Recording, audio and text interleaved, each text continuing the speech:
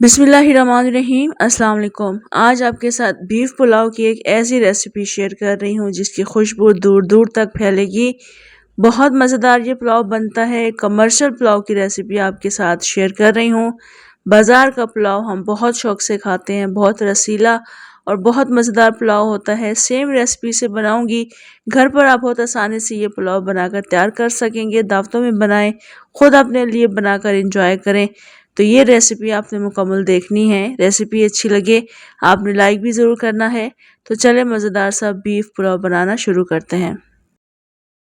Pan में हमने यहाँ पर सबसे पहले बीफ ऐड करना है, क्योंकि बीफ की यखनी तैयार करनी है और इसको गलाना भी है। मैं कुकर का इस्तेमाल नहीं कर रही हूँ, आपको जल्दी है तो आप कुकर का इस्तेमाल कर सकते हैं। और जिस तरीके से मैं बनाऊंगी तमाम चीज़ें डालकर, वैसे ही आपने कुकर में तमाम चीज़ें ऐड करके इसको गला लेना है। मेरे पास बीफ यहाँ पर 3 किलो है और ये बोनलेस बीफ है। इसमें कुछ चपनी हड्डियाँ बस मैंने शामिल की हैं, बाकी इसमें कोई दूसरी हड्डी इसमें शामिल नहीं की है। अब हड्डी वाले गोश्त का भी ये पुलाव बना सकते हैं। तो बीफ ऐड कर दिया है, इसके साथ साथ हम इसमें प्याज ऐड करेंगे। प्याज हम ज़्यादा ऐड नहीं करेंगे, क्योंकि हमने बाद में भी इसमें प्याज ऐड करनी होती है जब हम पुलाव बना रहे होते हैं। तकरीबन 4-5 मैंने दरमियाने साइज़ की प्याज को बारीक काट लिया है, ये ऐड कर देंगे। इसके बाद हम इसमें साबुत गरम मसाले ऐड करेंगे, जिसमें दालचीनी है, बड़ी इलायची है, लौंग और काली मिर्चें हैं। यहाँ पर भी गरम मसाले शामिल करेंगे और पुलाव को बनाते वक्त भी हम गरम मसाले शामिल करेंगे। तो इसके बाद हमने यहाँ पर लहसुन का पेस्ट ऐड करना है, तकरीबन 3 टेबल स्पून भर के ऐड करें गोश्त के मुताबिक। और साथ साथ मैंने इसमें अदरक ऐड कर दिया। अदरक मेरे पास फ्रीज़ थी तो मैं तकरीबन 3 टेबल स्पून इसमें अदरक के ऐड कर रही हूँ। और साथ साथ हमने इसमें नमक शामिल करना है। फ़िलहाल मैं इसमें यहाँ पर 3 टीस्पून नमक शामिल करूँगी, बाकी हम बाद में शामिल करेंगे। टेस्ट कर लेंगे बाद में, नमक बाद में भी ऐड किया जा सकता है। सौंफ पाउडर मैं यहाँ पर ऐड कर रही हूँ 3 टेबल स्पून भर के, और यहाँ पर पाउडर फॉर्म में मैं ऐड कर रही हूँ, क्योंकि कुछ भी इसमें वेस्ट नहीं होता। पोटली नहीं बनाती मैं, पोटली बनाने से ये मसाले ज़ाया हो जाते हैं। तो कुटा हुआ धनिया मैंने ऐड कर दिया है, ये भी 3 टेबल स्पून भर के। और साथ साथ हम इसमें पानी शामिल कर देंगे। पानी मैं इसमें काफ़ी सारा ऐड करूँगी, क्योंकि हमने इसमें एक तो गोश्त को भी डिप करना है। थोड़ा सा एक्स्ट्रा पानी शामिल करेंगे गोश्त की गलाने के लिए। जो पानी एवापोरेट हो जाएगा, जो बच जाएगा, वो हमें यखनी के लिए चाहिए होता है। तो पानी मैंने इतना ऐड कर दिया है कि इसमें गोश्त डूब गया है। तो बस अभी हमने चूल्हा चूँकि जला के रखा हुआ था, इसको अब हम तमाम चीज़ों को मिक्स करके ढक कर रख देंगे और गोश्त के गल जाने के बाद की कंडीशन में आपको दिखाऊंगी।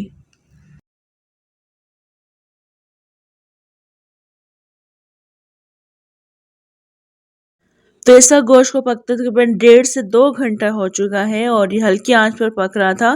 गोश्त इसका गल चुका है, आप देख सकते हैं यहाँ पर 90 से 95% तक गोश्त गलाना है।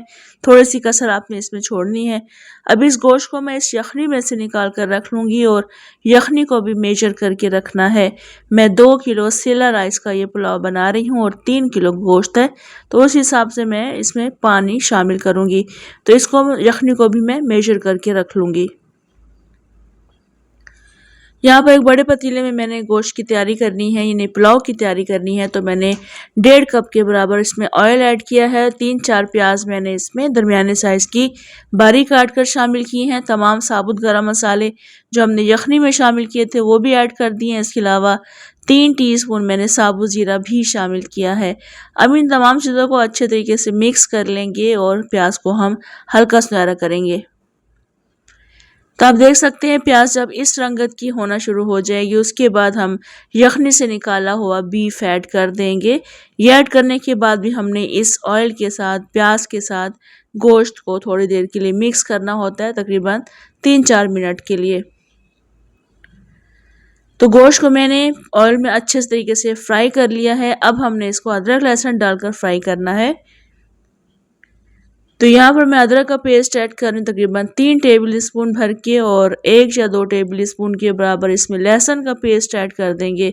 अब इसको अच्छे से मिक्स करते हुए तकरीबन 3-4 मिनट के लिए मज़ीद भून लेंगे। तो इस तक मैंने गोश्त को अदरक लहसुन के साथ काफ़ी अच्छा भून लिया है। आप देख सकते हैं यहाँ पर नीचे से लगना भी शुरू हो चुका है और बहुत मज़ेदार सी इसमें से खुशबू भी आना शुरू हो चुकी है। तो बस अभी हम इसमें मज़ीद कुछ चीज़ें शामिल करनी है। सबसे पहले हम इसमें दही शामिल करेंगे।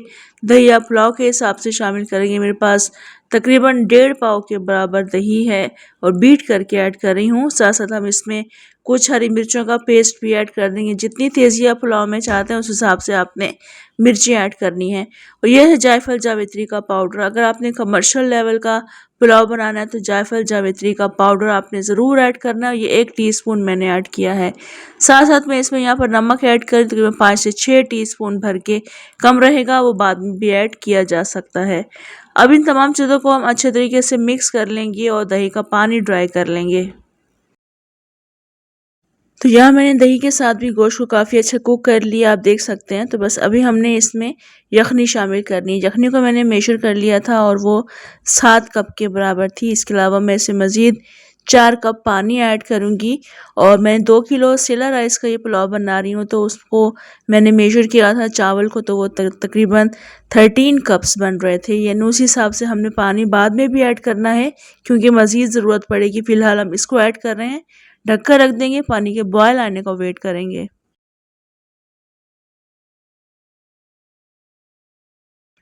तो इस वक्त पानी में बॉयल आना शुरू हो चुका है और अब हमने इसमें सेला राइस ऐड करने हैं। और सेला राइस को मैंने तकरीबन 3-4 घंटे के लिए भिगो कर रखा हुआ था। और इसको ऐड करने के बाद हम इसको मिक्स करके देख लेंगे। डेफिनेटली हमने इसमें पानी ऐड करना है क्योंकि पानी की मिकदार मैंने शुरू में कम रखी थी, तो मज़ीद इसमें पानी शामिल करेंगे। चावल के लेवल से 1 या 1.5 इंच पानी ऊंचा होना चाहिए।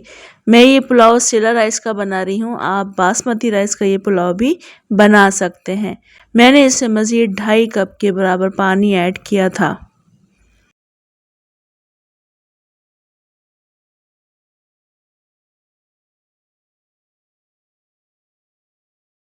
पानी में आपने नमक भी ज़रूर टेस्ट करना है। नमक कम है तो आप मज़ीद नमक इसी वक्त शामिल कर सकते हैं। जब चावल उबलना शुरू होते हैं तब आपने इसमें नमक टेस्ट करना है क्योंकि चावल पानी सोख कर लेते हैं, हमें अंदाज़ा हो जाता है कि इसमें हमने मज़ीद कितना नमक शामिल करना है। धीरे धीरे करके पानी एवेपोरेट हो रहा है, चावल पानी को सोख कर रहे हैं। और जब पानी बिल्कुल ना होने के बराबर रह जाएगा, बिल्कुल इस तरह से, तो बस एक दफ़ा फिर अच्छे से मिक्स करके इसको हम तकरीबन 15 से 20 मिनट के लिए कवर करके रखेंगे। ये सेला राइस हैं, इनको गलने में थोड़ा सा टाइम लगता है, तो 15-20 मिनट आपने बिल्कुल दम वाली आंच पे इनको रखना है। अगर आप बासमती राइस का बनाएंगे तो फिर आपने इनको 10 से 12 मिनट के लिए कवर करके रखना है।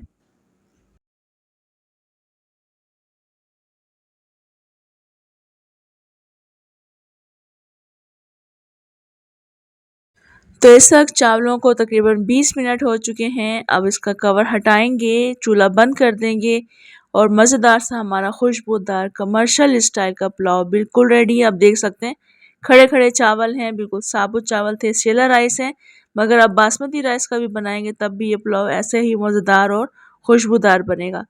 मिक्स कर रहे हैं, उसके बाद हम इसको सर्व करेंगे अपनी मर्ज़ी की चटनी, रायते और शामी कबाब के साथ। शामी कबाब इसके साथ मस्ट है। शामी कबाब के साथ ये पुलाव बहुत अच्छा लगता है। अगर नहीं है तो आप इसको रायते के साथ, सैलेड के साथ सर्व कीजिएगा। बहुत मज़े का ये पुलाव बनता है।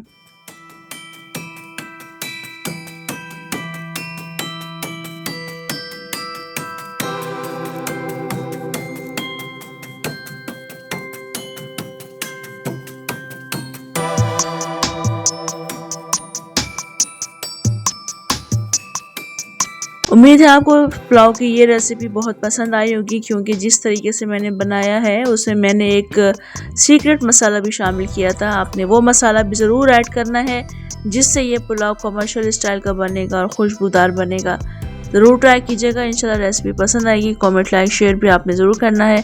इजाज़त दें मुझे, इंशाल्लाह दोबारा आऊँगी एक और बहुत मज़ेदार रेसिपी के साथ। अल्लाह हाफिज़।